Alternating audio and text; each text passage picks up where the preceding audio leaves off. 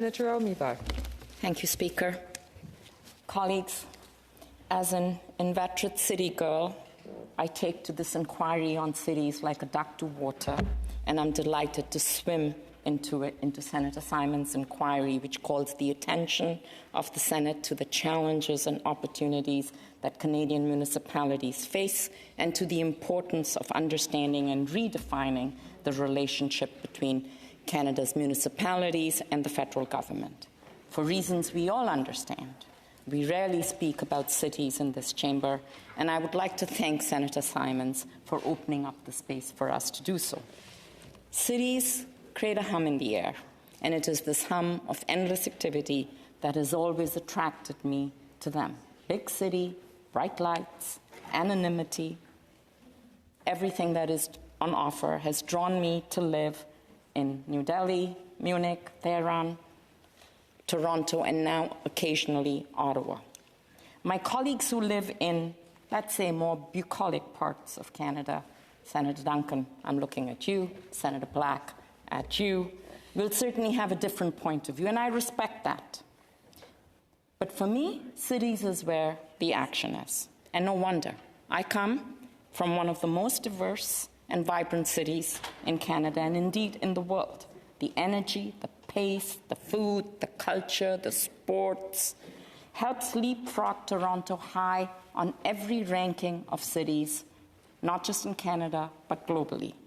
I confess I'm a bit biased, but I'm not so biased that I don't appreciate the glorious waterfront in Halifax, the music and laughs in Montreal, the Stampede of Calgary, although I have never been to it, it's on my bucket list, Stanley Park in Vancouver, and of course, the political chatter on the street in Ottawa.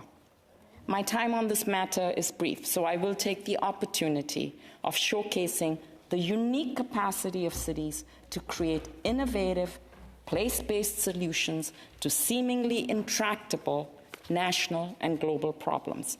Solutions which can far easily be adapted from city to city with far less angst, process, debate, and conflict than it takes national governments to adopt good ideas from elsewhere.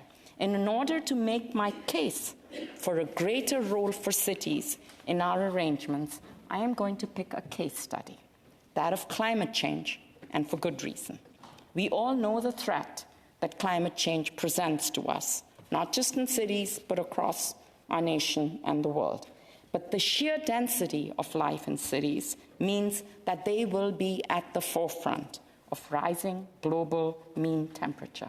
It is predicted by National Resources Canada that as the global mean temperature continues to rise, cities and towns across Canada will experience warmer temperatures, shifting precipitation patterns, increased frequency and intensity of extreme weather events, and for most coastal cities, a rise in sea level. This is neither hyperbolic nor futuristic. We all know that. We have already witnessed chaos because of extreme weather last year in British Columbia, and we are going to see more, not less, of acute and chronic biophysical impacts, including more infrequent, intense heat, increased incidences of poor air quality, high-intensity rainfall events, windstorms, wildlife-urban interface fires, increased coastal erosion, storm surge flooding, and decreased water quality. Sounds almost apoplectic, but this is a fact. Let's just remember the fires in Fort McMurray. 2,400 homes and buildings were destroyed, and thousands of residents were forcibly displaced. The estimated damage of this tragic event was over $9 billion, which is the costliest disaster in Canadian history. From fire, let's turn to water, namely seawater. One of the most commonly known impacts of climate change is rising sea levels. This will impact our coastline and therefore our coastal cities. Vancouver and Victoria could see significant landmarks and areas underwater, beloved civic spaces like the H.R. Macmillan Space Center, the Legislative Assembly of British Columbia, Fisherman's Wharf Park, and BC Place could all be underwater. And this is not limited just to our coastal cities. Non-coastal cities could be impacted by rising sea levels as well. Quebec City, which is close to the St. Lawrence River, could see parts of the city underwater from increased flooding in the summer. Toronto, too, would be impacted with warmer and wetter winters and summers. And this could lead to flooding, which in turn will damage our physical infrastructure, because city infrastructure was not designed for climate change. It is no longer fit for purpose.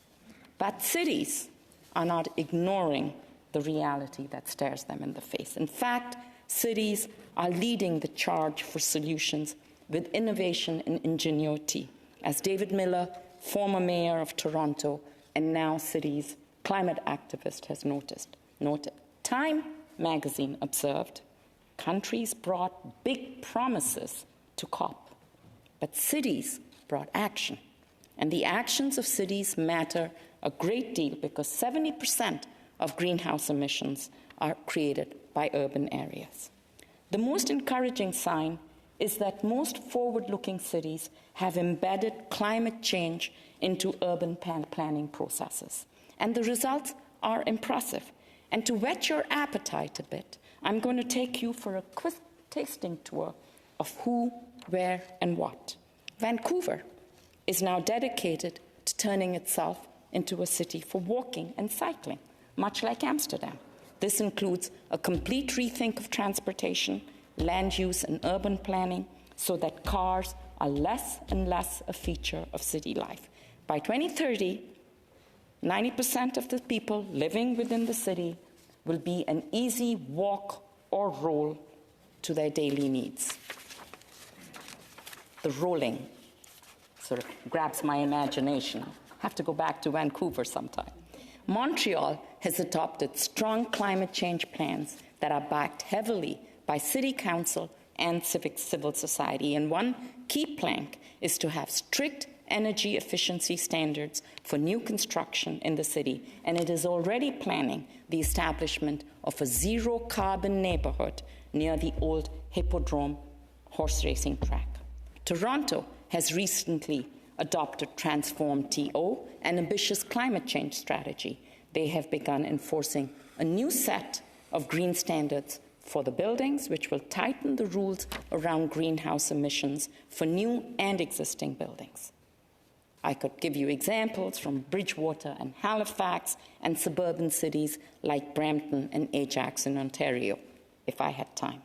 But I do want to go beyond Canadian cities because we do not live in Canada alone. We live as part of the globe. Let me give you a very quick tour of the exciting things other cities in the world are doing. Oslo has adopted a green budget.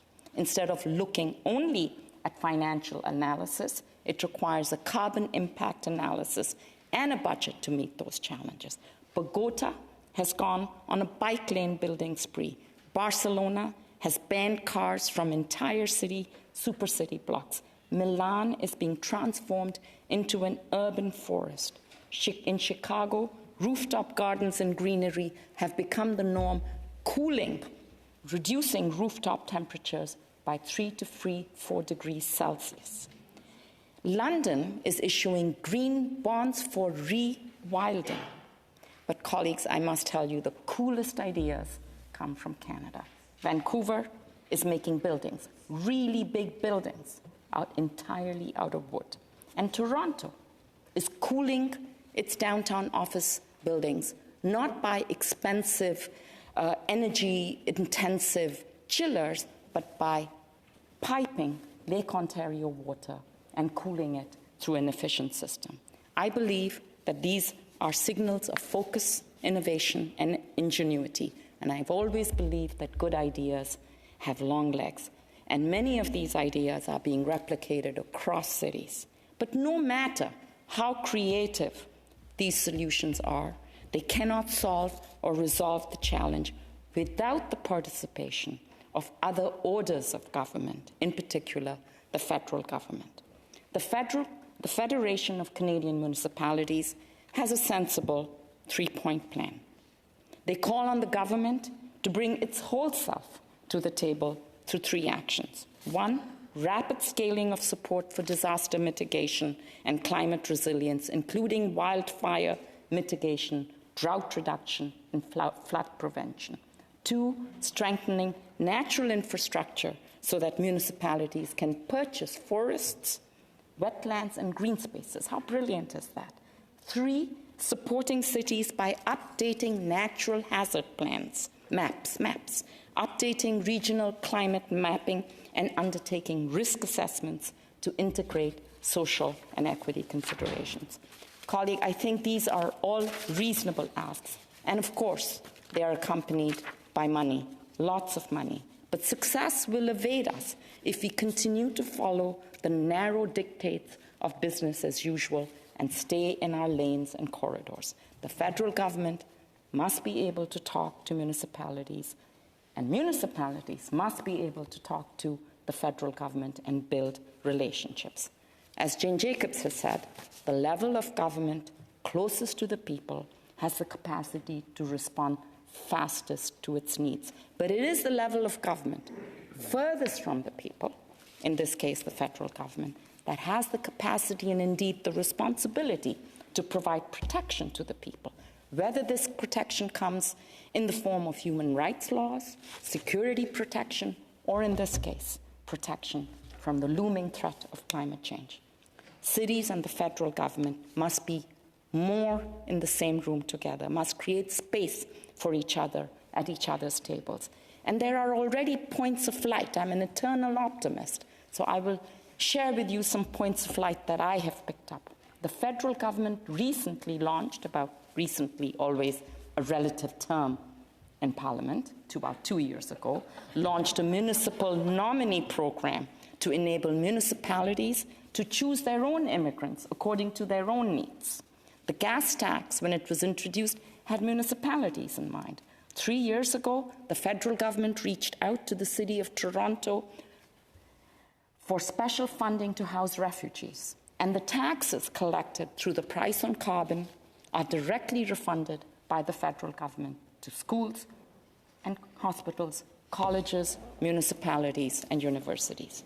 So I will conclude by saying that we need many more of these good ideas and many more conversations and actions between levels of government to deal with this ever-present and growing crisis. All this can happen, colleagues, without straying too far into the constitutional arrangements of our nation. But it will take public and political will to do so. So I am pleased that Senator Simons has created the space in the Senate to start this conversation. Thank you, Senator.